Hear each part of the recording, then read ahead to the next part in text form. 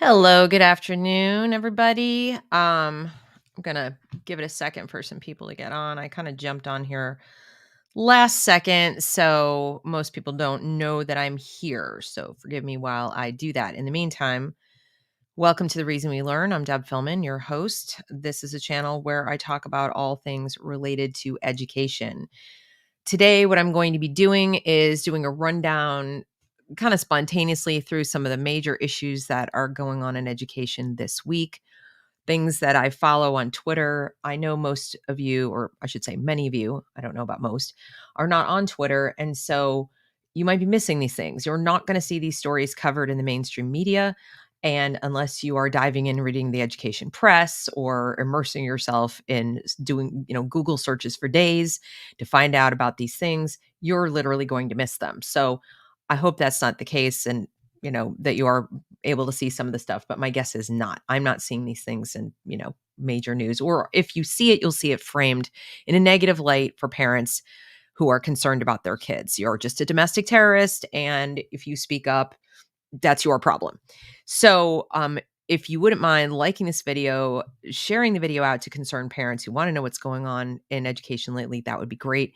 What I'm going to cover in order today is I'm going to cover porn in our schools and obscenity in general, social emotional learning on steroids. You guys, it is being amped up to the point of turning schools into medical centers for mental health and medicalizing that right there in the school without your knowledge or consent. Hello, Cyrus the Dragon. Smash that like button, please, and get everybody over here because I don't want them to miss any of this. So, let's see. Porn, obscenity in schools, social emotional learning on steroids. Then we're going to be talking about the National School Board Association and the shenanigans they're up to, as well as the pushback they're getting from school boards who are disavowing the letter they sent to the AG and my theories about that. And then I want to talk a bit about some targeted individuals. There are individuals who've been targeted for a long time. You know some of them, Nicole Solis, Frank McCormick, both of whom have appeared on this channel, but you're probably not familiar with Ramona Messenger, and you need to know what's happening to her because I doubt she's alone, and she should not be alone in terms of us not knowing about her and not giving her our support because she's a very brave individual, Rhode Island school teacher, and what she's had to go through in these last weeks and months is nothing short of criminal. So you need to hear about her. That's pretty much what I'm going to be talking about. I also want to bring to your attention things that are going on in the organizations fighting for all of us. Those would be Parents Defending Ed, No Left Turn in Education, Moms for Liberty. There are many others. These are the three that jump out at me right now as far as this week's news. Okay. So I will be referencing them here and there. There's a major lawsuit underway by Parents Defending Ed in particular. I'll talk to you about that. So let's just get started, shall we? All right. I'm not going to show you on this channel the images of the what I allege and what many of us allege is child pornography, I think with good reason, that is being made available in our schools. I talked about it in my video defending our North Carolina Lieutenant Governor Mark Robinson.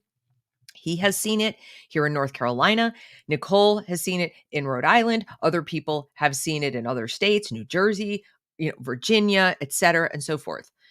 Parents in Virginia, in Loudoun County, it seems to be ground zero for shenanigans, stood up and read from sections of a book that has it's a graphic novel, but there are vivid images of children, not only children, but children doing things to adults, like oral in particular. They're graphic. They would make you uncomfortable. And when read aloud, they made the school board uncomfortable to the point where they said, please stop, there are children here in the room, which is really ironic because the school has that in the library, right? So what's going on with that is that people like Nicole have challenged it as high as their own state attorney general's office and said, hi, don't you think this qualifies as child pornography and it shouldn't be in our schools? To which their attorney general has said, actually, I don't, suddenly The attorney general becomes the foremost proponent of freedom of speech, like extreme freedom of speech. Like, well, we really can't have, school boards and individual parents making, decisions about what should go on in the school. And it's, or, well, it is a matter for the local school board, but they should really be, they shouldn't just take their direction from the parents because, we're talking about things that, could be their preferences and so forth. And, parents need to have uncomfortable conversations with their children. No, they flipping don't. First of all, not at the government's behest. That's up to the parents, knowing their individual child. And it's hard enough for us parents to keep porn away from our kids, our young kids, and they're sticking it right there in the library. And those of you I see that M169 has seen the images, they are truly disturbing. Again, I'm not going to show them here because the grand irony will be I will be censored here on YouTube for showing them or even describing them in detail. Nicole had it shadow blocked on her Twitter feed. They blocked it. These images are very disturbing and controversial, and we can't allow you to see them on Twitter, but in the school library, it's okay. Yeah, that's fine because, it's part of healthy sex ed, according to the Attorney General in Rhode Island. It's part of, your healthy education for a child to learn about these things. No, it's not. He went on to say, apparently, that graphic novels would never qualify. That's not going to qualify as, as child pornography. And I found that to be particularly interesting because I went and looked up the federal law on the subject. And well, what do you know? Federal law about child pornography and obscenity seems very clear to me. I mean, I could be wrong, but it says visual depictions, including photographs, videos, digital or computer generated images. Most of nobody sat down and hand drew these images. Or maybe they did, but in all likelihood, they were rendered digitally at some point. Certainly they were printed that way because people aren't seeing their hand drawing each of these pictures. This is an artwork. And even if it were, guess what? The federal law about obscenity includes cartoons and includes animation and includes things like that. Okay. So it says visual depictions, as I said, generated image, indistinguishable from an actual minor. These are not distinguishable from an actual minor. And images created, adapted, or modified, but appear to depict an identifiable minor. There's no question these are children. There's just no doubt about it. That's not like, I don't know, it could be a kid, could be an adult. No, it's absolutely, absolutely children. And Nicole even had a tweet. And what I'm going to do now is I'm going to share my screen so you can see her feed. By the way, if you are on Twitter, you really should be following Nicole Solis because she's like a rock star when it comes to covering this stuff. You've got to follow the best of the best. All right. And let's see if I can get this to be big enough for you to see. I doubt this will work. Let's see. Oh, it's going so slowly. Why is it so slow? Let's see. Okay, there we go. That's better. So she has this person, Rad Max. Okay. I've been 25 years in adult industry as an actress, director, producer, webmaster, and someone who helped develop systems we once used to protect under 18s from online porn. I know porn when I see it. This content has no place in schools. It doesn't even depict safe sex. There's no condoms in the pictures. So when we're talking about sexual health, then, that's not sexual health. So, but the Attorney General does think of Rhode Island thinks that, I'm sorry, there's one of the pictures. I'm going to go right on by. You saw it though. Okay. So that just shows you what's going on with that topic. Okay. So I'm going to stop that a person in the industry says that's porn. That is. None of us would doubt it. They're trying to say, don't believe your lying eyes. Okay. And in fact, she says to me, let's see, pornography should be kept out of school as a matter of law. This is Nicole to me. And not as a matter of whimsic opinion belonging to anyone on the school board. 100% agree. Wouldn't you all agree? The school boards have been unresponsive. Even if you have your individual school board member, there are so many others that aren't. Now, if you're wondering, because you've heard me on this channel say, but Deb, you said that school boards don't have power over curriculum. This isn't curriculum. This is different. This is a matter of safety. This is a matter of being law abiding. The school board is 100% responsible for making sure that the school space is safe.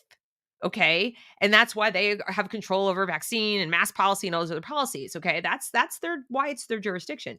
They are also responsible for things like not getting sued or paying for lawsuits that happen. Okay?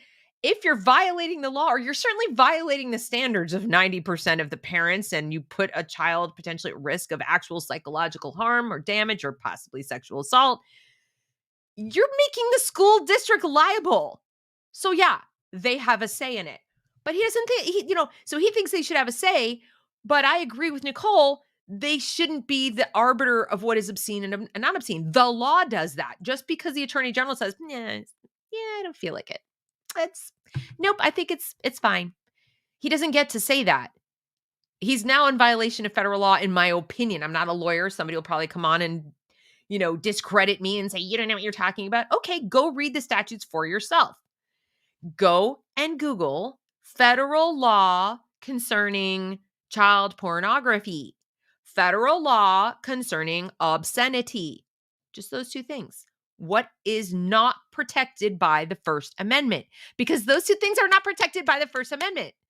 They're not. And I'm a free speech absolutist, but no, you do not get to depict children in graphic ways having sex, least of all with adults, and it's unprotected sex, and then stick that book, Genderqueer, right there in the library case. No, we can't teach To Kill a Mockingbird because that's upsetting. We can't teach, so many classic works because they might use a word, Huckleberry Finn. Ooh, naughty words. Can't do that. But we can talk about this stuff and then say, well, it's an illustration. It's not a photograph. To Kill a Mockingbird doesn't even have illustrations, period, to describe what's going on in there. And it uses a couple of words, and it's very clear in the book that these are not used in a good way, that this is negative, that this is bad. To Kill a Mockingbird makes value judgments very clear that are in alignment with our current values. But no, it's upsetting. It might be traumatizing. But this is not. It defies reason. She says the AG thinks this is a matter for the local school board, not a prosecutor. That's cute, considering matters of sexuality and gender are now the primary focus of our federal government, who now inserts itself into local school board meetings to target parents. So if you're just catching up to what's going on this month in education news, what that refers to is the National School Board Association writing the Attorney General of the United States and the Department of Justice saying, pretty please protect us from the mean parents who are screaming into microphones and you're making us scared. And of course, the whole thing was a setup from the get-go because the Attorney General's son-in-law is a principal at a company called Panorama Ed. And we're going to get to what that's all about when I talk about social emotional learning. So, major conflict of interest. Whole thing was probably staged. They knew they were going to get a response because it came lickety split, like, got the letter ready to go. Attorney General Garland, okay, send it out. It was way too fast. I like to believe they have a few bigger fish to fry than the school board meetings. And yet, wow, what a turnaround. Within 48 hours, they get an answer to their request. Yes, we'll look into it. We will marshal the power of the FBI to investigate. Of Mice and Men's, another great book. And so what's been happening since then is that the school boards, state school boards, and then school boards within states have been trying to disavow the letter. And they've been writing their own letters saying, we were not consulted and we don't want to be part of this and so forth. And to varying degrees, they've stuck up for parents. Some have been very explicit in saying we count on our parents and we want to hear from our parents. Some have just said we weren't consulted. It kind of depends on the state. Now, here's my somewhat controversial take on their disavowal. I think the extremely local school boards are probably sincere. So, for example, if your town school board or your district school board, right there, is saying, not us, probably sincere, okay? You be the judge. But the people at the state level, so, for example, the Pennsylvania state School Board Association, the association of all the school boards in Pennsylvania. I don't buy it for a single second. No way, no how. I think there's the National School Board Association, which is extremely radical, and I'm going to explain why in just a second. Extremely radical. Can you barely hear me? It's static? Okay, hang on. I'm going to switch my audio source. 1 second. I bet I know why. Hold on just a second, okay?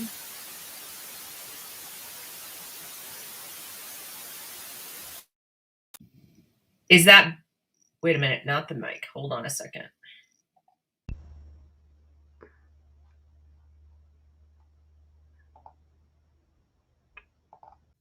Is that better? Can you tell me if it's better? Way better. All right, I know what's happening.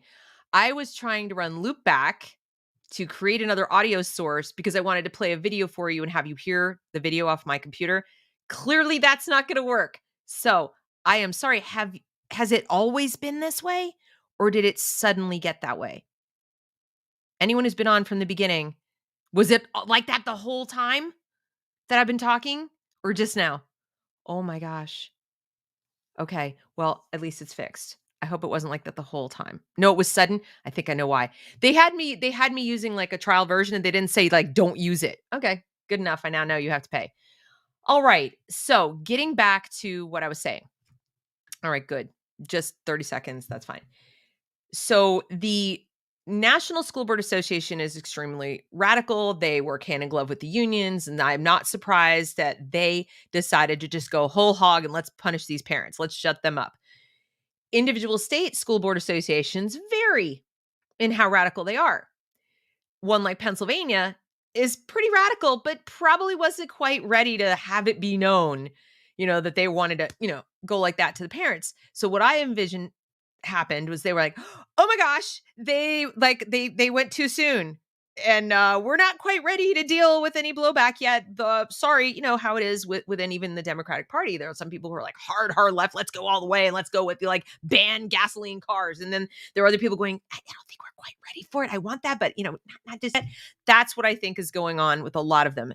Pennsylvania in particular. I've covered Pennsylvania State School Board Association on this channel. They're not the only one. There are quite a few other states that jumped into we don't agree with this letter, that I'm sitting there going, I bet you don't. But look under the hood and you will find out that they've been supporting the same equity policies. They've been pushing the same gender garbage. They've been pushing all the same stuff and working like this with the union. And I just don't think they were quite ready to have national attention brought to bear on school board associations. That's what I think. Now, your mileage may vary, but my point being, it's good, I guess, that they're disavowing, but don't take that as okay, we're in the clear. You still need to research your individual state school board association. And if you are a local school board member, then you need to take a hard look at what your state association is actually doing and whether or not you really do trust that they disavow this and they're on the parent side. Because I'm not so sure. If they'd really been on the parent side all along, this wouldn't have happened. Just look at it that way. This wouldn't have happened. The National School Board Association would never have risked it if they didn't suspect that most would be falling right in line. Okay? So I do believe they were like, whoa, they're not for this like we are. They were probably caught by surprise. So be a little bit cynical about that. I hate to say it, but that's what I'm thinking. All right. So keep pushing back on the porn. If you see it in your school, first of all, go to your school. They're not going to tell you it's there. Physically go and ask to walk around the school library. Look for that book, Genderqueer. Look for the book Lawn Boy. Look for anything and everything that, go on the internet and, if you're not on Twitter, just look around for what the titles are. But those are the two titles that are popping up in schools most often. And one has graphic imagery, one has graphic descriptions, and go into the library and look for them. If they are there, take pictures and make note of it and report it. Go ahead and report it to the police. If they're they laugh at you, whatever, take pictures of the book.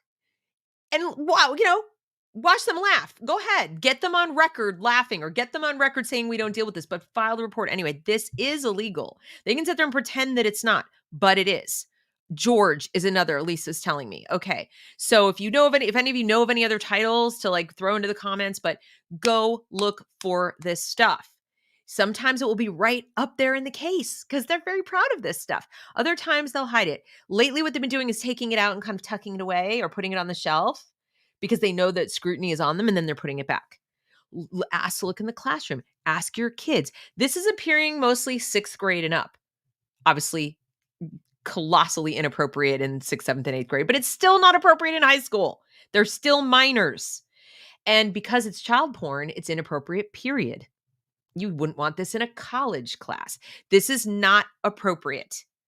I'm just shocked that the publisher let this book get out and that people published it and people are buying it. I bet you could find it in Target. I bet you can. Can't get Abigail Schreier's book. Well, maybe you can now. I think they might have put it back in some locations, but you have trouble getting a book in some libraries about the problems with sudden onset gender dysphoria and what's happening to our girls with this trans stuff. That's hard to find, those books. Libraries are being asked to pull it and they're complying, but they'll have this. So go also to your public library. You pay tax money for that. This stuff is illegal. Just because they're not enforcing the law doesn't change the fact. And is it still staticky? Is it still staticky? Oh my gosh. Is it still? All right, let me know. I hope it's clear now. So that's one thing you can do. The next thing you can do is if you find it and you find these pictures, continue to put pressure on your school board because they are responsible for this. And the AG in Rhode Island has made it clear that they are. So if he's, not doing his job, then you need to put pressure on the school boards. Okay, thank you for the sound check. That's what you could do as parents. All right, let's move on and get into the SEL stuff. Now, if you pay attention to this channel and you've watched the videos with Sloan Rackmuth and me and with Jason Littlefield and me, you've heard about kind of the two sides of SEL. Now, with Jason, we've talked about what it does to the child's boundaries and their sense of self, starting in kindergarten, working all the way up. Social emotional learning is what SEL stands for. The argument for it is that it helps the child learn by making sure they're ready to learn, that they have the social and emotional wherewithal to be receptive to the information being presented in school. They can manage their emotions. They can deal with interpersonal conflict. They're dealing okay with things that might be happening outside the school, and they're not necessarily bringing that into the school, and so forth. That they're ready to learn because they don't have, other things getting in the way. So it sounds good, right? I mean, it sounds like, wow, that could be really helpful, especially for young children, except when you stop and think about the role of a parent. We parents are supposed to be helping our children mature. That's what it is. Social emotional learning is kind of a fancy umbrella term for the maturation process, the emotional maturation process. Because there's intellectual maturity and there's emotional maturity, and they don't always align, okay? But it's usually the parent's job. Now, I understand it. You have some kids who don't have, loving parents at home helping them work through these things and learn how to deal with their, emotions and interpersonal conflict and mood regulation and all that kind of stuff. But to treat the entire student body as if they don't have parents seems a bit much. Now, others will say, and I think Jason would probably say this, that bringing a child into a formal school environment creates new challenges that parents are not there to deal with, and so that teachers have a role in helping the student navigate those challenges, being in a classroom setting and having expectations and so forth. Okay, I'll go there.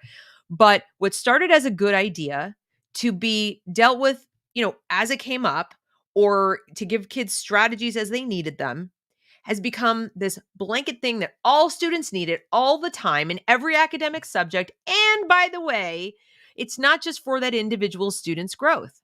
Now it's so that they will be receptive to the social justice messages that we are pushing in school. It's a Trojan horse for all of that indoctrination. It's like saying, we need to get your child ready to be changed from what you're doing at home. And they're actively fighting the family. They're actively saying, yeah, that's not really the set of values we want you to learn. We want you to learn this stuff. We want you to be outer directed. We want you to care a lot what other people think of you. We want you to define your own gender. We want you to define your own identities this way as we decide what they should be based on immutable characteristics like your race and your gender. Oh, I'm sorry, your gender identity and things, your sexual orientation, which by the way, we're also going to push you to question at ages as young as 10. How about 10 years old surveying kids about whether they're gay? Now, that's not to say that there aren't 10-year-old kids who know that they're gay. There probably are. But they're going to survey all the kids and ask them these questions about their sex preferences at 10 years old.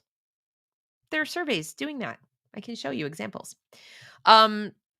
So this SEL has morphed from something that may have started out with good intentions into something that is quite pernicious and dangerous because if your child is taught explicitly that having boundaries on their emotions, and what they want to share and what they want to divulge and what they want to talk about in a public space, and that is a public space school with peers who are not necessarily their nearest and dearest friends, not to mention with other adults who don't love them. They need to be taught that's okay. That's good, in fact, for you to safeguard your heart and your soul and your mind and to be very stingy with, who gets let in and who finds out what's going on up in here and also who finds out what's going on at home. And then people will say, but Deb, what if their parents are abusing them and they need to feel free to talk to people? I agree. But the answer is not to treat all students like their parents are abusers. The answer is to train teachers or other caregivers to spot the signs, the real signs. And a kid who looks a little sad is not a sign, okay? There are a series of signs and hallmarks that can indicate something's amiss. And that might be a child you refer to the trained school counselor, not the classroom teacher, who is neither trained in counseling nor a clinician of any sort. They're not licensed to practice psychology or psychiatry. The most they can do is kind of pick up on signals from a kid that they're having a little trouble navigating the waters of school and refer them to the counselor where they can privately deal with that. Ideally, first asking, do you want to involve your parents or is there a reason you don't want to talk to your parents, and getting to the bottom of that as quickly as possible in a private setting. Not in front of all the other peers, not in a questionnaire that's with a little circles you fill out that gets fed into a data collecting machine that then owns the data, that collates the data, that mines the data, that sells things, prescribes things, etc. And what they're doing now is they're surveying all the kids, but they're not calling them surveys, they're calling them screenings. And they're asking these very personal questions. They start off innocently enough, like, do you feel comfortable at school? Are you excited to learn? Little general questions. And then they get to things like, do you consider yourself homosexual? I don't know. I don't understand the question, all these kinds of things. And by the way, if they select I don't understand the question, that's considered a red flag too. That needs some kind of remediation. Oh, parents must be shielding their child from information about homosexuality. We need to remedy that. No, maybe not. They're 10. So they're getting inside these kids' heads, they're mining the data, and then we don't know what rubrics they're using. We parents don't know when these are happening. They're baking them into all classes. We don't know the degree to which the kids are being encouraged/forced to complete them. Are they allowed to say, don't feel like it, not doing it, I pass? Because they should be. They're asking questions about drug use. They're asking them to incriminate themselves. And then saying, oh, it'll all be kept confidential. No, it's a violation of their privacy and their rights, but they're doing it. And so we don't know who's collating the data, where it's getting sold, what's getting done with it, etc. That is happening en masse. And some of these questionnaires, and I want to show you some examples because they really will, I think, blow your mind. Let's see if I can find. Asra was posting some of them yesterday. Yes, here we go. So I'm going to share my screen and I'm going to show you what she posted so you can see, what are you talking about, Deb? All right, I'll show you. And then you shall see what I'm talking about. All right, so here's Asra's feed. This is Ajra Namani. She is one of the co-founders of Parents Defending Ed. She's doing amazing work. These people are just knocking it out of the park. So she says, a mom sent us this tip 2 weeks ago at Defending Ed. This is Fairfield County Public Schools, or Fairfax, sorry, is serving children as young as 10 about their sex lives. It's being exposed, and folks wonder how the Virginia Secretary of Education, Governor of Virginia, Virginia Department of Education, et cetera, approved this. So let's take a look. And here it's like, thank you for agreeing to participate in this study. They say thank you for agreeing. Do we know if the children really had an opt-out? Do you know how difficult it is for a 10-year-old to go, no, I'm not doing it. For real. Are they really giving them the chance to agree or disagree? I doubt it. So parents, talk to your kids about surveys and simply tell them don't do it. And if you want to give them a reason, tell them that you aren't sure who's getting this information and how private it's being kept, and you don't want their privacy violated. Just leave it simple. Just tell them that, they don't need to know this. It's not graded. This is extra, and you don't want them doing it because you don't want their privacy violated. Okay? Or whatever works for your kid. Maybe you have a really savvy kid and the kid's going to, understand if you say, I don't want them talking about your sexuality. That's between you and your kid. So they tell them how to take a correct mark, incorrect marks, etc. They could also incorrectly mark the answers and then they render the form unusable if they're really worried about peer pressure of somebody seeing them not fill it out. The only concern I have is the teacher might say, do it over again. All right. So these questions ask for general information about the people completing the survey. I wish you guys could see this bigger. I really wish. Let me see if I can zoom in on this because you kind of need to see the stuff better than I'm able to show. Nope, that's zoom out. Zoom in. It's not going to zoom in. It doesn't want to. That's obviously like as big as I can make it. So what this is saying right here, but you see how it's like the like a standardized test. And what they are doing, why won't it show it? This is super annoying. No, it won't go any bigger. Some people describe themselves as transgender when their sex at birth does not match the way they think and feel about their gender. Are you transgender? No, I am not transgender. Yes, I am transgender. I'm not sure if I'm transgender. I do not know what this question is asking. Okay. Then they're asking down here, think of where you live most of the time. Who lives there with you? Like it's any of their business. What language do you speak at home? What grades do you get? How much do you agree or disagree with the following about how they do well in school? Then over here, they have questions like, how much TV do you watch? How many video games do you play? How many hours do you spend doing homework outside of school? Do you volunteer? Are you in a club? Do you work? And then we get down to, do you ignore rules? Are there a lot of adults you can talk to in your neighborhood? How important are these in your life? Being responsible, etc. I like all kinds of really personal questions. Just what do you have someone you can talk to when you have a problem in your life, etc. And then it gets down even further into more sexual stuff. How wrong do your parents feel it would be if do you want your kid talking about what you think would be wrong or right to who knows whom? Do you, for real? This is a violation of your privacy using your kid. Do you think they'd find it wrong if you drank? Do you think they'd find it wrong if you smoked cigarettes or smoked marijuana or vaped? How many times have you changed homes since kindergarten? During the past 30 days, did you go hungry? I mean, how many kids will be like, yeah, I was hungry because I didn't like the food in the house? My kids would say that. Do you live in a safe neighborhood? Define safe. I mean, these things can be relative. When I'm not at home, one of my parents knows where I am. I mean, these questions are crazy. My parent has had their body hurt from actions such as pulling hair and kicking and punching.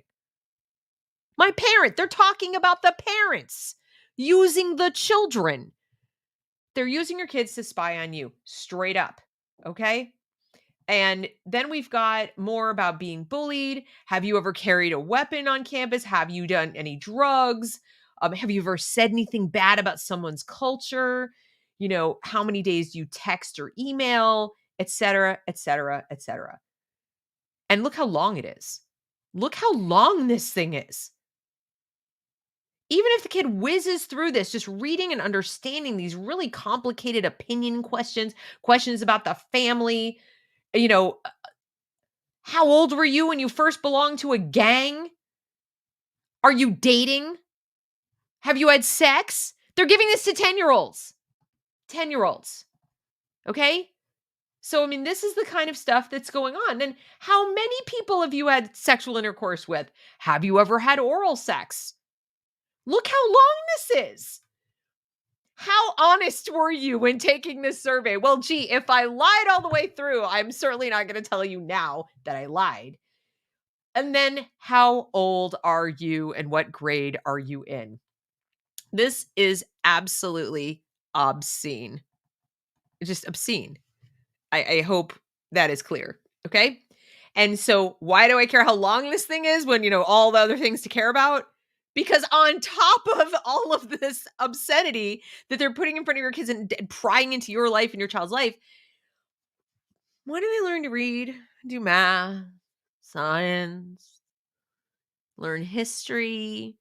The things that you ostensibly send them to school to learn.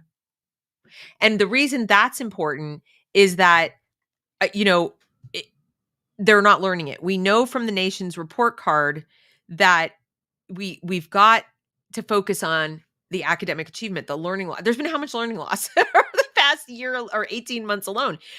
Most kids in America, literally most kids, were starting 2 grade levels behind before the pandemic. That's just a fact. Basic or achieving, quote, at basic level, at grade level, is still behind by what we would call proficiency. Proficient was a teeny tiny percentage. So at grade level just means like basic. And in most cases, that's 2 grade levels behind. I've tutored kids at the beginning of this pandemic, they were 2 grade levels behind. That is pretty consistent. Okay. So they've got that to catch up, plus all of this to catch up. And why does it bother me so much in addition to everything else? Because they're busy telling you parents that you're not experts, that you don't know how to teach, that you don't know what you're doing, that you need the experts to make sure their kids can learn, they can read, they can do what they need to do in school, that homeschooling isn't, it's not the same. You couldn't possibly do the same job. You're not trained. You don't have teacher training. This is why it bothers me so much, is the people who are the supposed experts in teaching are asking your kid about things that don't really have anything to do with that. Where is the data? And this is what you need to be asking when it comes to this SEL stuff. Where is the data showing that this is necessary? And by necessary, I mean that it needs to be done to the whole student body, not just specific individuals, that it ties to learning outcomes, that getting this data and knowing this information and doing something with it, which of course they're not telling you what they're doing with it, is going to improve reading scores or just reading ability. If you're not a test person, if you're just like, my kid right now can't read a chapter book, and at the end of the year, I'd like them to be able to read a chapter book, whatever measure you're going to use. My kid can't do multiplication and they're in 5th grade. How about they can do multiplication at the end of 5th grade? That would be helpful, because then I know they're going to middle school remotely capable of learning anything there. Okay? No, they're not doing that. Instead, they're telling you, these supposed non-experts who want those things and are focused on those things, they're calling you domestic terrorists for being concerned about it, and the porn and the masks and the this and the that. How dare you care about your kids? Before the pandemic was, oh, those uninvolved parents. Then the pandemic started, they locked us down. Parents were gung-ho to reopen the schools. We've got to get our kids in school so they can learn, open the schools. Oh, they just want they want us to die. They want the kids to die. And they want everybody to be sick. And these terrible parents who want to reopen the schools. Why? There's no such thing as learning loss. What is the problem? And parents were screaming from the rooftops. Our kids are going to have mental health problems. They're going to get locked away from their friends or locked away from everything. This is a terrible, terrible idea. You shouldn't do this. What happens this week?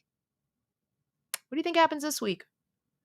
They come out with, it's a national crisis. The American Academy of Pediatrics. There is a mental health crisis with children. And guess what they think has caused it? Can you guess? Racism, of course. Racism, lack of equity, political discord, like discourse and all of the divisions in our country, and then the terrible parents with their misplaced, priorities. And of course, anyone who complains about anything they do, anybody who is not 100% on board supporting them as still being heroes is a domestic terrorist. Like, don't complain about any of it, because you're then presumed to be, the worst human possible. So no matter what we did, we want schools open, we're bad people. Now we're saying, wait a second, I don't know about this. What the heck are you doing in the school? We're bad people. No matter how we want to be involved, we're the problem. They never are going to own this. They created they created the learning problems. They created the learning loss. They created the mental health problems, which, by the way, they've been creating for decades. Forever. Their anti-bullying campaigns cause more bullying and so forth. And they will always tell you they need more money and they need more authority over your child to fix the problems they caused. And people believe this, and people still do this. Hold on one second. Who is at my door? I'm literally on a live. Are you dying? Okay, well, come in and get the book. Sorry. The vicissitudes of homeschooling. I need a book and you're in the library. Okay, so going back to the SEL stuff, let me see what else I can find for you. So as Sloan described in the videos that we did, they're medicalizing all of this. So now they've declared it an emergency. And they're saying, we have got to, we've got to deal with this inside the school, not at home. Not at home, because again, you're presumed to be the problem. It's all you guys, not them. They're the magical heroes who fix everything, except they never do. So they are partnering with healthcare providers, healthcare companies, in fact, to come to the school via telehealth medicine. Okay. I've gotten information from whistleblowers. You can see it on my Twitter feed. I'm not going to show it here, but I would invite you to go over there, or you can come into my locals community and look at it there. But I'm going to keep it off of YouTube because I want to do my darndest to protect the sources. And not that anything is visible, but just for extra protection, I'm not going to show you the documents, but take my word for it. I've seen them. There are behavioral health companies, practices and companies and so forth that are, as far as I know, for profit. Some of them aren't, but some of them are, be like Novant Health or something like that. But in different states, they have different names. And they are partnering with these schools to do telehealth within the school to assess these kids for mental health concerns and even to do therapy with them. And quite possibly, and Sloan tells me it is happening, to prescribe medications. And guess how much input you get to have? Guess how much notice you get to have? Okay. So this could all be going on. And here's how they'll let you know that it's even happening at all. They'll let you know it's happening maybe with like a flyer sent home, maybe if you're lucky, or an email that gets buried in like a newsletter from the school that you're too busy to read because you're trying to like do 17 things. And they'll like news from school. And then they'll put like lunch stuff at the top, or mask policy at the top, or something at the top that's just a repeat of something you've seen 87 times. And then at the bottom, or somewhere buried in there, I'll be like, oh, by the way, we're also doing this. If you're very, very lucky, it'll be the top note, but they'll make it sound so beneficial and so amazing and wonderful and thoughtful and caring and full of heart and soul that you'll think, well, this is great. Or you'll think, not my kid. You'll think, well, that's for other people's children. Certainly. They're looking out for the kids who are troubled kids. Not my kid. My kid doesn't have problems. They're just going for they're just offering this if they need it. My kid doesn't need it, so it's fine. That's not gonna be a problem. This is great. We don't have to go outside. Oh, sliding scale. They're gonna be charging back your insurance, by the way, because you fill out those forms, you put your insurance, what's your doctor, what's your insurance company in the forms when you register for school. Yeah, they're gonna be charging your insurance company. Yeah. So then you'll get a bill, and you may or may not know what it was for, but you don't have any right to ask, even if it's a minor child, because if they've deemed your child needing it, they've decided they need it. And if you question that, maybe you're really the problem. Are you abusing your child, denying the medical care? You get how it works, okay? So hang on one second. What book are you looking for, sweetie? Check down there. Did you look? Or Emma's room. Sorry. Looking for a book. And we have books all over the house, so it really could be anywhere. So the where was I? Old brain. So you guys may not know what's going on. Don't think not my kid. They're screening all the kids. They're screening all the kids. And their argument is we're going to prevent the next school shooting. And you might think, well, that's good, isn't it? Except that's not really how it works. This could backfire in a big way. They're assuming incorrectly, in my opinion, that kids are coming to school with all these problems they brought from somewhere else, and that they are the interceptor who's going to stop that problem from coming in the school and wrecking the school or shooting up the school. It never dawns on them. They never consider the possibility they're creating the problem or making it worse by what they do. These things included: singling kids out, empowering bullies to bully harder, which brings me to the next item of news, which you may have seen in one of my videos, which is about apps. Schools are pointing kids, again, without involving you first. They'll let you know after they've already told your kid, or they send a flyer home. So it's like, here, kid, you can do this. And then the kid brings it home and maybe you see the flyer and maybe you don't. So please, for the love of all that is decent and holy, if your child has a smartphone, lock their app store or their, Google Play or whatever it is, lock it so they can't download apps on their own. I presume most of you already have done that, but if you haven't, do that. I would argue no student should have a smartphone before at the earliest 7th grade, but they really don't need a smartphone. They just need some kind of a flip phone or a phone that has, the ability to call you in an emergency. They do not need a phone with all these apps. Do not let the school bully you into thinking they do. But if you've decided individually that they should have them, that's fine. Okay, my kids did too. They had, 7th grade on, they had them.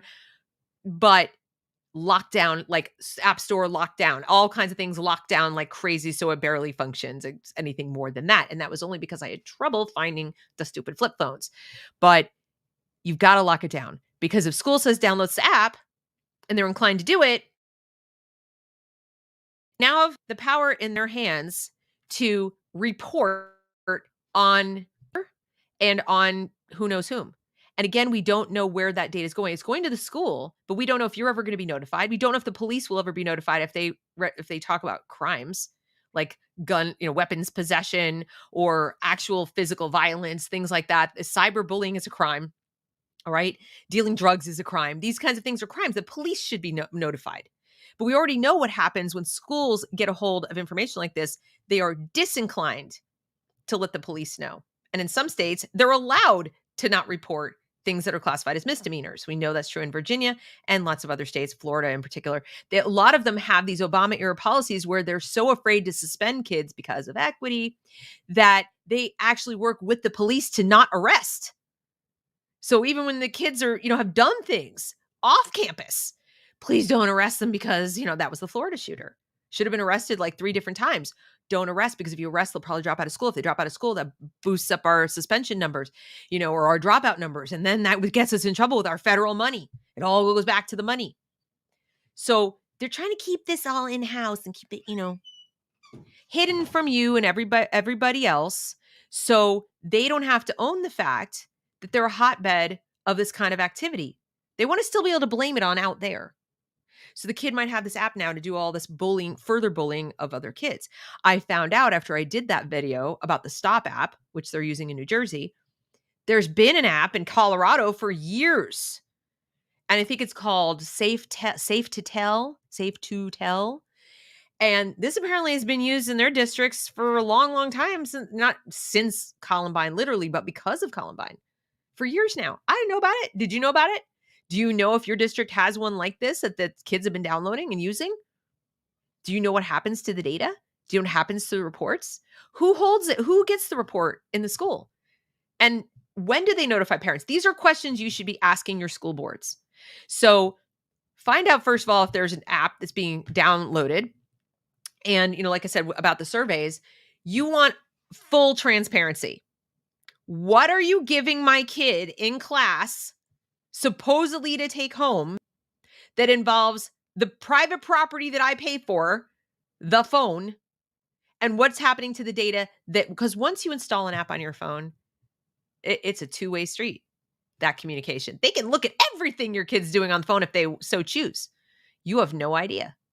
So they tell you it's just, oh, it's so confidential. BS. Anybody tells you something is confidential that you put on your phone, it is a lie. It's a lie. Even if they're like, well, we're going to guard somewhere in the tiny, tiny print, they're just saying, we'll keep close watch over that information. But of course they know where it came from. Your phone has a unique signature. They can also find out things by triangulating. We've watched enough cop shows to know they can find out whose cell phone did what, when, and where. And if you have an app on your phone, they can do even more than that. So don't let your kids download an app that ties them to the school, first of all, which is government. It is government. And now government has data on your kid and their movements and their activities using that phone that you don't know about. Also, your school district or your PTA might be encouraging the use of social media by your kids. Did you know that? I had a whistleblower contact me yesterday with a link to a podcast that all the PTA members in their state, I won't name the state because I don't want them to get in trouble, but you go check your state. And they have a PTA podcast, and it's like something like about the backpack or something. The podcast had an expert on who's like a software guru guy telling me how important it is for kids to be in social media. It helps reduce their isolation and get them connected to their friends. And don't we remember when we were on the phone late at night with our friends and staying up late and, chatting, and we did great friendships, and ignoring the fact that the phone was a two-way conversation and there weren't, the whole town, the whole country wasn't able to chime in on our conversation and comment on our outfit and our weight and what we look like and our gender and every other thing, or give us helpful advice on how to disobey our parents' rules. And then, of course, they're saying to parents like, oh, and you got to do this. It's a full-time job to monitor your kids' social media. It's easier to just not let them have access. But instead of that, they're encouraging parents. Okay? So that's up to you and your kid. Not you, your kid, and your school. Not you, your kid, and the PTA. If they're making it so hard to socialize with their friends in school, which they are, right? Because don't talk during lunch, eat, no speaking. You must sit 6 feet apart. You have to wear a mask in between bites. You have to do this, you have to do that. But socialization. You can't homeschool. How will they be socialized? Please download our friendly app and then go on social media and then report your friends who do naughty things. Oh, yeah. Oh, and P.S., that half of the class, they're oppressors. And that half of the class, they're victims. Now everybody be friends. It's great. We're helping everyone's mental health. It's working well. When you really stop and think about what they're saying and doing, it's completely ridiculous. As a parent, I sit and I'm like, so let me see if I get this straight. I'm not the expert on my child. I shouldn't educate my child. But I notice my kid is behind in math, like demonstrably behind. They're a fifth grader that can't do multiplication. I was told, I looked at the state standards, they're supposed to know it by now. Doesn't seem like they do. You're spending a bunch of time asking them questions about sex and showing them pornography. Then you're telling me their problems come from home. Meanwhile, you're encouraging them to use social media, etc. It's lunacy. So no, they're encouraging your kids to have problems, which they will then demand more money to fix some more. Lather, rinse, repeat. Until your kids are babbling lunatics in an insane asylum or furiously angry cannon fodder waving, pitchforks and torches and ready to tear down society at, a snap of a finger, like, Raymond, let's play some cards in Manchurian Candidate, right? Okay, where do I go? That's about what's happening. They want to be able to say a bunch of buzzwords and keywords, and the kids go off. Let me dye my eyebrows green, and I'm ready to fight for whatever, or against whatever. And you, parent, are the first thing they're going to be fighting against if the schools get their way. So Let's see, moving on through the bookmarks. So SEL, Stop app, etc. A lot of these assignments, by the way, that they give them for social emotional learning are going to look very innocent. You might even ask, why do you care, Deb? This is benign. At the beginning of the school year, if the teacher hands out a little questionnaire just saying, hey, what's your name, your preferred nickname, and like, what are your hobbies, and do you have a pet? And that's totally fine. There's nothing wrong with that. That's just a teacher trying to get to know their students. I get it. Okay. But those questions should be confined to those things about the individual child that they might want to share. And it ought to be like, you can fill this out if you'd like me to know you better, but you don't have to. Okay. That's how that should be presented. I just want to know you a little better and should maybe have 10 questions tops. If, on the other hand, it's what I just showed you, that's not benign. Other assignments will fall in the middle, and there'll be like 10 questions that seem perfectly reasonable. And then there'll be other questions that get into feelings and when do you feel really happy and what makes you feel like you trust people and what makes you feel this and feel that. And here are my problems with these assignments. One, they're extremely feminine. All right. Now, this may sound incredibly sexist, but too bad. I'm just going to say it. Boys are different from girls. Yes, they are. And it is a lot of pressure. And there are girls too who are quite introverted and don't want to talk about their feelings, but it is distinctly a kind of stereotypically gender conforming feminine thing to get all up in your feelings with strangers and tell things about yourself. Okay. It is not something the boys are super comfortable with. And when they feel pressure to do it, it makes them uncomfortable. When they feel uncomfortable, different things can happen. They can actually kind of shut down to the teacher. They can feel guarded. They can be, more suspicious of what's going on, or they can just plain make stuff up or feel alienated from the class because they don't want to share all the time. Like I said, likewise, girls who are not into that whole, I want to share all my feelings all the time. That would have been me. I was a tomboy and I was like, none of your damn business. Okay. I'm very sharing now because I've stopped caring. But when you're a kid, you care. You still kind of care what people think and you want to keep things private. You haven't yet defined your boundaries and what you care about. So it's not that benign. It's certainly not universally benign. It goes kid to kid to kid. That's why it has to be completely optional. If I were doing this in a class in an elementary school or even a middle school, I might have a sheet and I might have it at the front of the room and I might say, hey, here are these slips of paper. I'd love to get to know you all a little better personally. There are 2 or 3 questions on here. They're open-ended. If you want to fill it out and stick it in this box privately, have at it. That helps me get to know you better. It will always remain completely private. No one else is going to see it. Do it at your leisure. It's not required. There it is. And that'd be the end of it. I wouldn't hand it out, be like, all right, I'll wait while y'all finish. No, I'm not having anybody be scrutinized as to whether they did it or they didn't do it, or have little detailed questions that with open, like where there's an answer and the kid's like, what's the right answer? What's a good answer? What if I leave it blank? What if I don't have a hobby? Does that make me weird? What if I don't have a best friend? What if I don't have a nickname? What if who knows? Kids can be weirded out by a lot of different things. So, that's what I mean when I say they're not necessarily benign.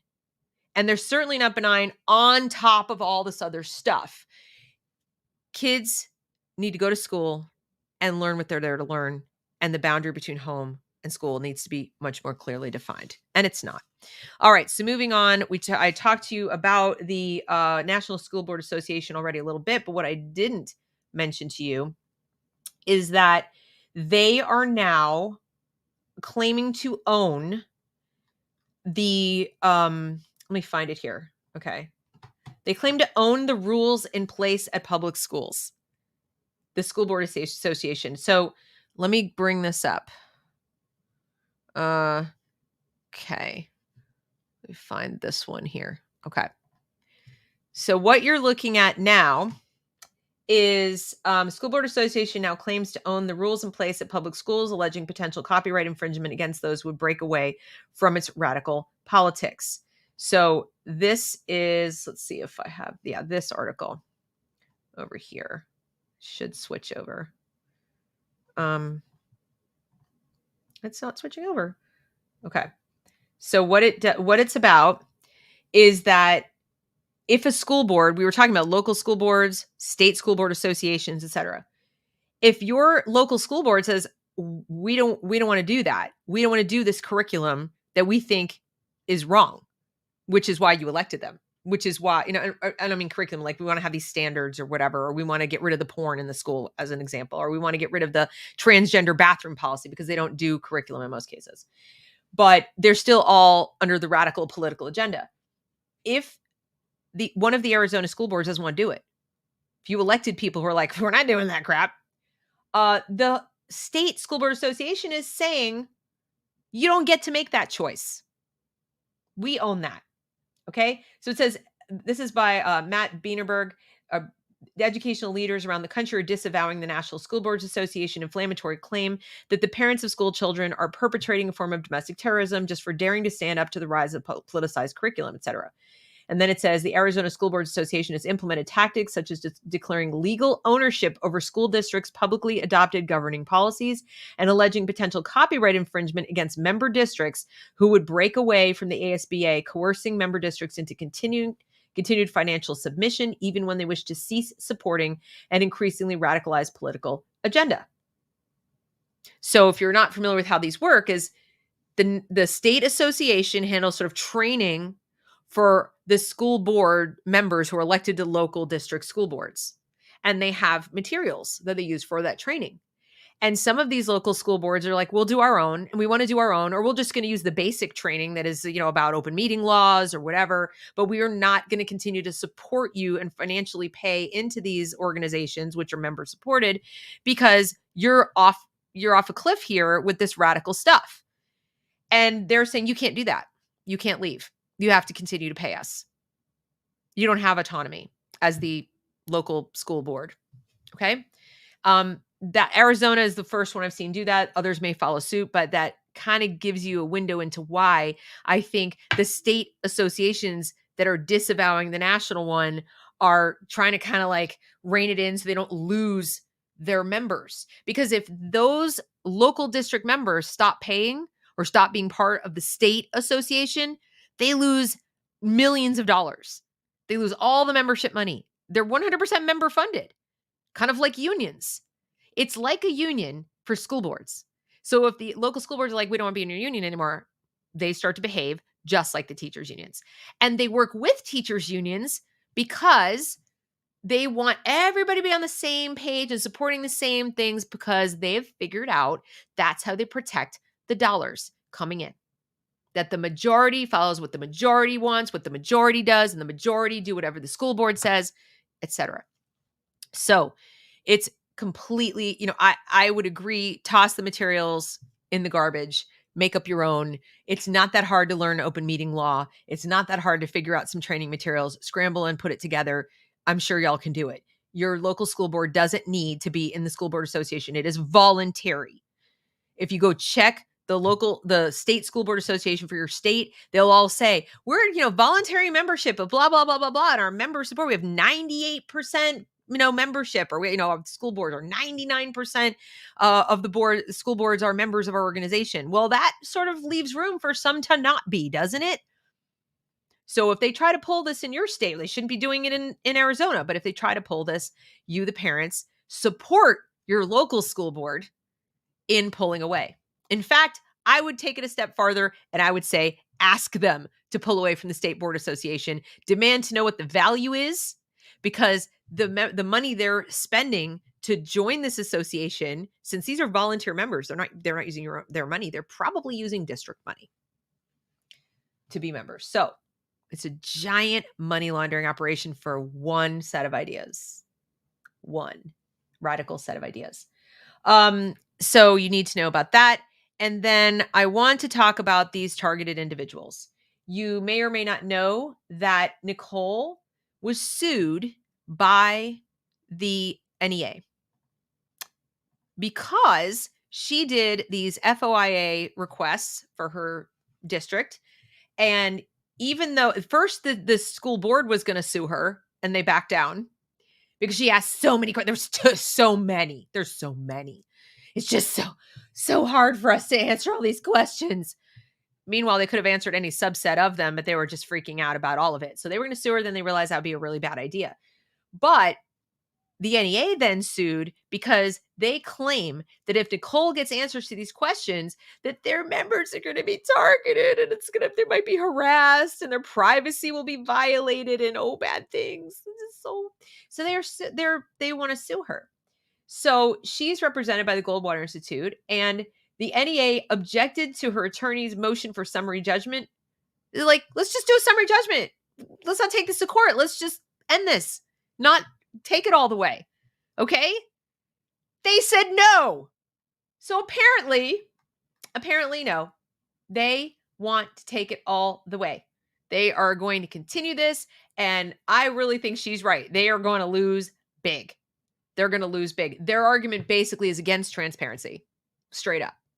The largest teachers union in the United States is suing an individual parent for asking too many questions.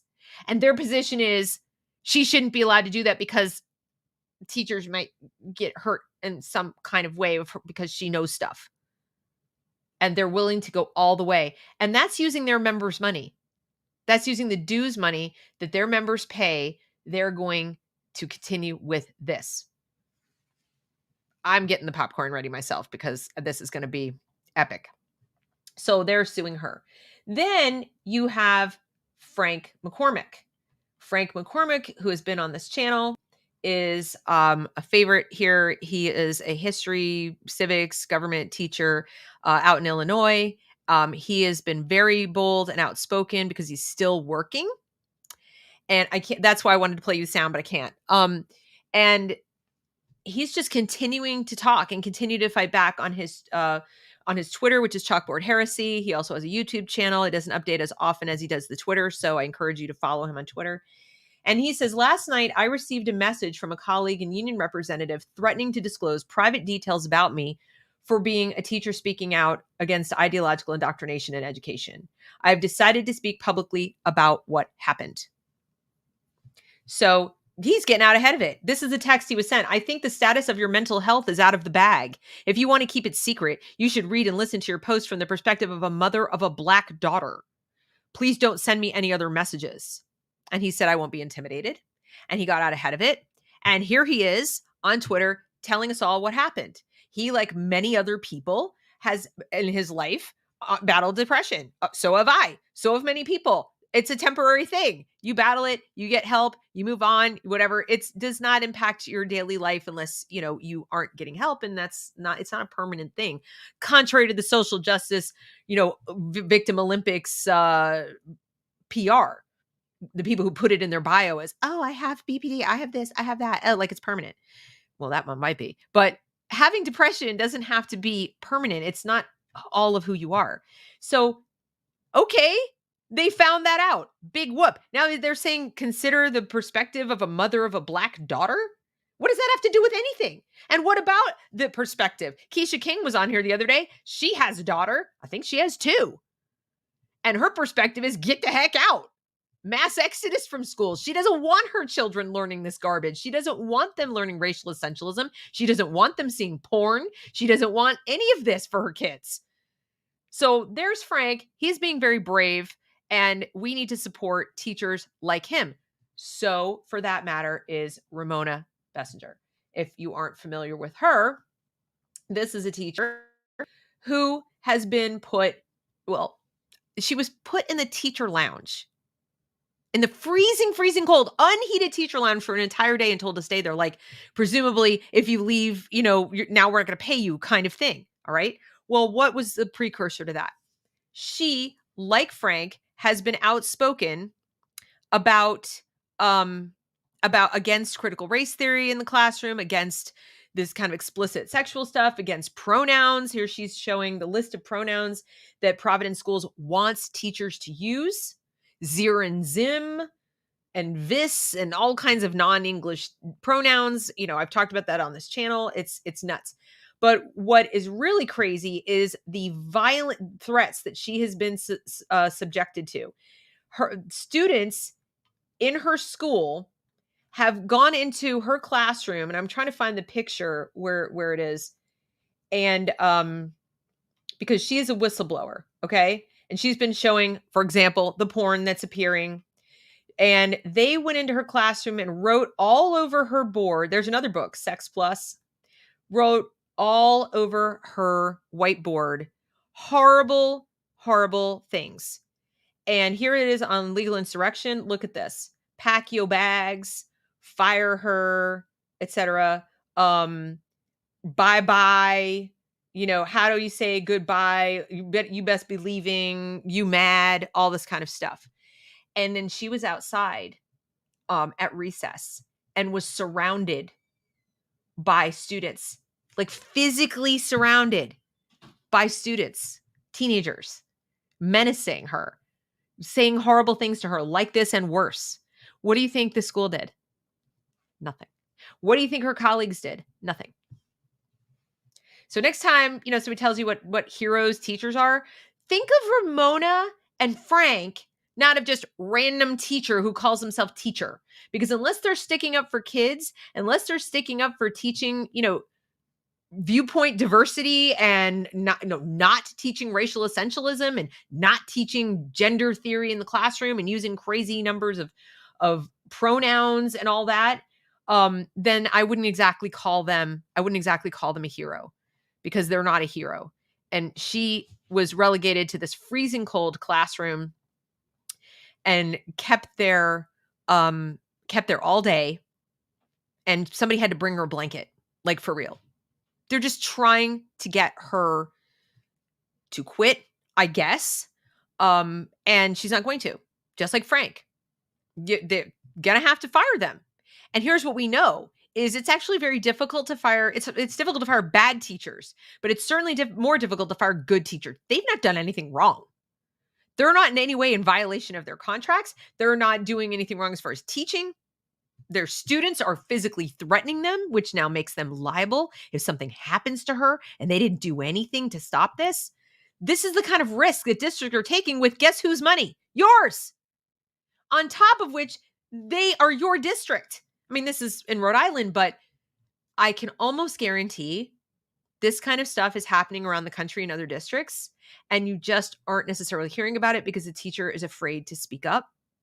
Maybe they're trapped in a classroom and afraid to say anything. Maybe they're on the verge of leaving because they won't do this anymore. They're trying to weed out teachers too, because just like your kids are going through screenings and answering all kinds of questions, almost all, if not all, of the teacher in-service trainings now are geared towards diversity, equity, and inclusion, or just plain equity, or SEL. They're now gearing everything towards SEL. And teachers who do not get on board with this are being, told in some districts, we're going to have to put you in this job where you're not really teaching, or we're going to have to, if they're a new teacher, they might be just shoved out because before you've been there 2 years, you're not permanent. And, they could lose their career if they do not play the game. As far as the kinds of things that we're talking about when it comes to what goes on in teacher trainings, there are videos out there on Twitter of teachers who are just sitting there like cult-like saying, I had to do the proper work and I had to investigate my whiteness and I had to decenter my whiteness and do this kind of therapy and that kind of therapy before I could really teach properly in my class. It's like watching cult induction. That's what they're asking of our teachers. So I can almost guarantee there are other teachers like these two out there who are just sitting there reevaluating their life choices, and it won't be long before they leave for greener pastures, teaching independently, or just shoved out to do something else entirely, or to not work at all.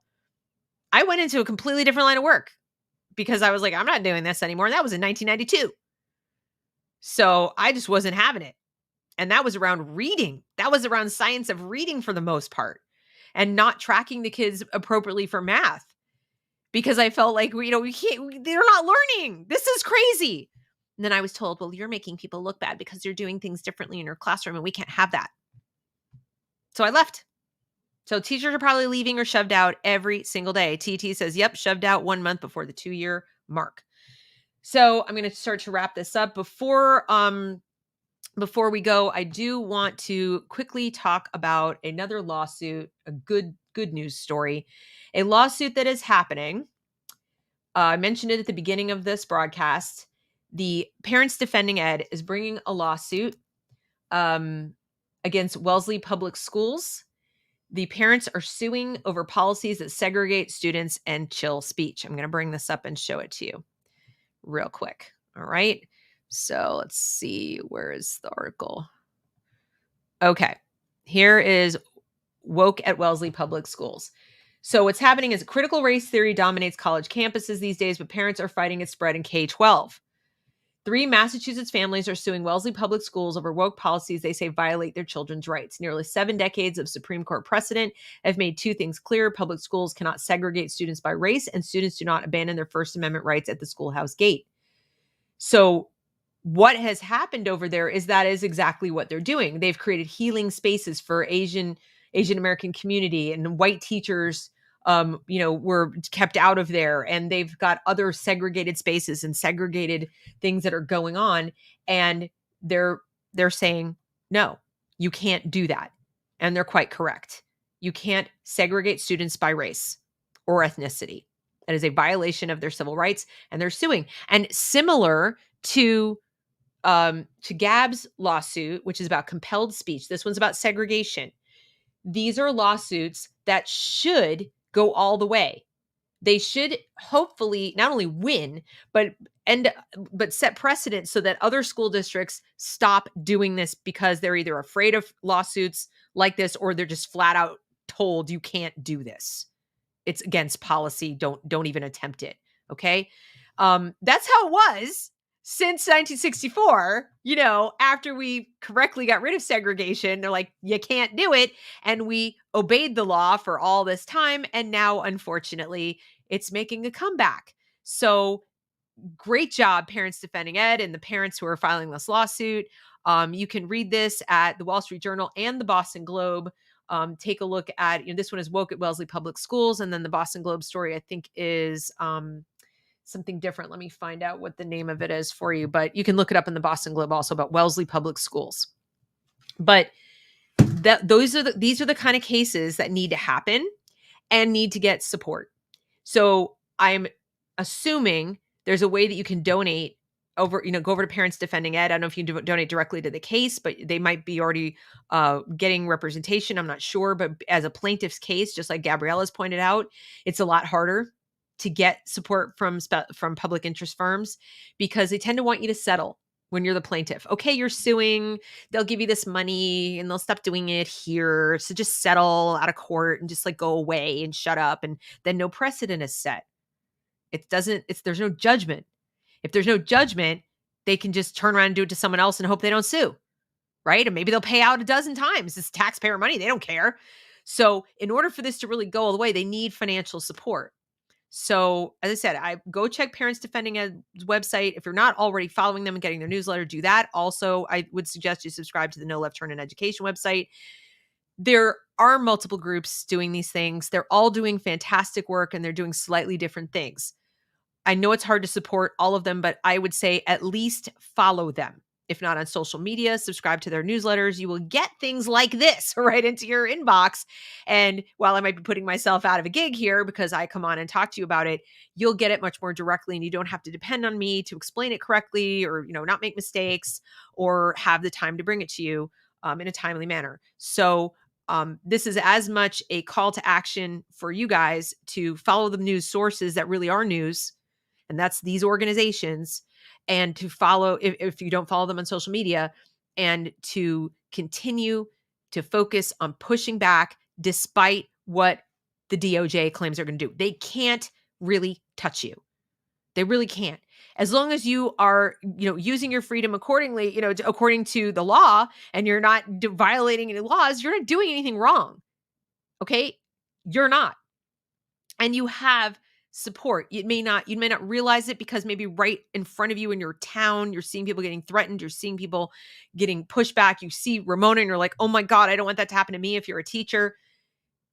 But understand something. She has a ton of support. She's getting more by the day. And think how bad it feels to put up with it, to just keep going in the classroom and keep your mouth shut. There's hard both ways. You kind of have to choose your hard. I choose the one that allows me to sleep at night and have a clear conscience. And that means coming out here, putting my name on this, telling you these things, taking a clear stance against things like pornography and obscenity and social emotional learning and critical race theory and all of this garbage, and trying to stick up for our kids and stick up for you parents. You parents are the experts at your own children. That's all you need to be. If you want to know more about how to do the homeschooling thing, or how to form a pool and hire a teacher, or how to form a micro school, or how to just get the heck out of here and then work on it separately, which by the way is my recommendation, you can join my locals at thereasonwelearn.locals.com. You can come to my Zoom meetings. I have one tonight at 7:30. We can talk more, one-on-one. It's not over, video, and I can help you. There are other people in those Zooms that can help you. They've done it. They've just done it recently. It's not like they're, been homeschooling since kindergarten. So you have support. The resources will be almost overwhelming if you didn't have people like us to help you. That's how much support there is. Okay. And I don't want you to be scared of that. It's actually not that hard to navigate, but there are people who can act as those intermediaries and guide you through and help you get the transparency, the age appropriateness, the data supported curriculum that actually do result in positive outcomes. That all exists. Research-based curriculum does exist. You're just not getting it in the public school. The only thing we can't do for you is get your money back. But I strongly suspect, and I'm extremely optimistic in this regard, that if more people walk away and take this into their own hands, the pressure will become so intense on those lawmakers who do control where the money goes to pass legislation, which is currently introduced in, I think, almost 30 states in this country. There has been legislation introduced to let dollars follow children, but it's sitting there. And it will get the votes it needs to pass when those lawmakers realize that their futures and their careers and their jobs hinge on keeping y'all happy. That the votes are going to tip the other way because, we've got 25% of the state homeschooling now, or even in some alternate form of education. We've seen in the last year alone, billions of dollars worth of attendance, daily attendance, walk away. The federal government can only prop them up for so long. ARPA funds are not going to last forever. And guess what? They're using ARPA and this is American Rescue Plan. They're using that and CARES Act money to pay for all this garbage I just talked about. This is my little outline. SEL, critical race theory, in-service trainings and webinars with these private companies, by the way, who are making bank off you taxpayers to teach teachers a bunch of cult-like gobbledygook to go into the classroom and emotionally abuse your children and make them all doubtful of who they are and suffer more mental illness than they ever would have if they were just home in your loving care. And they're using your money to do it. But that federal money is going to run out, and they'll have to use that federal money for basic instruction if kids keep leaving. Kids keep leaving, and they don't get that daily allotment of money. They've got to use that money. They got to pay teacher contract. They've got to pay for the basics, the buildings, the heat, the electricity, the teachers, the stuff like that. They can't go, oh, sorry, we couldn't cut the check for the teacher because we had to pay the DEI company. That's not going to fly. So if you want to defund the operation, then getting your kids out, especially before the count date, is a great strategy. But first and foremost, protect your kid. Protect them from this stuff. And I'll keep trying to update you as I can. I do it in locals. I'll put links. I try to make videos as much as I can. But as you've seen, I'm trying to be a mom too.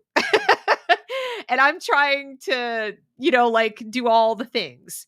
And it is, it's difficult because I don't get paid to do this. So I just come on and do it. And I appreciate all your support, and I appreciate you tuning in, and please share this with other concerned parents. I know it was a little bit all over the place, but I just want you to be aware of what's going on. So summary, in case you just tuned in and you're wondering, do I need to go back and watch from the beginning? Here's what we talked about. Porn and obscenity in schools. Yes, it's there. You need to pressure your school board to get it out. AGs are not likely to help you. Attorney generals are not likely to help you.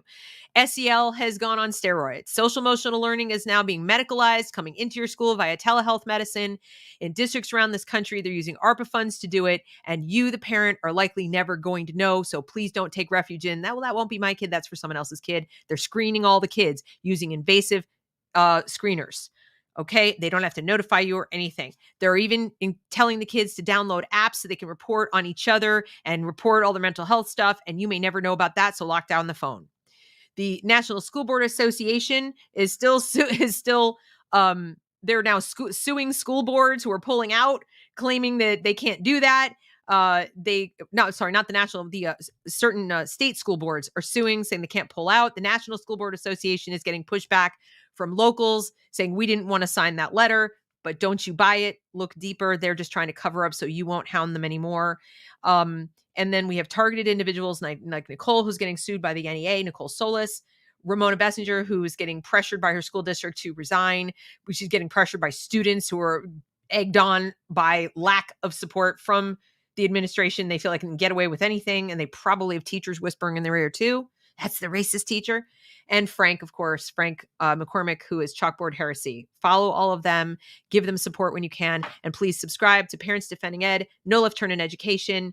Follow along the lawsuit against the Wellesley schools. Give when you can to any of these lawsuit efforts, especially the Wellesley one and Gabs Clark. Okay? That is all I've got for you today.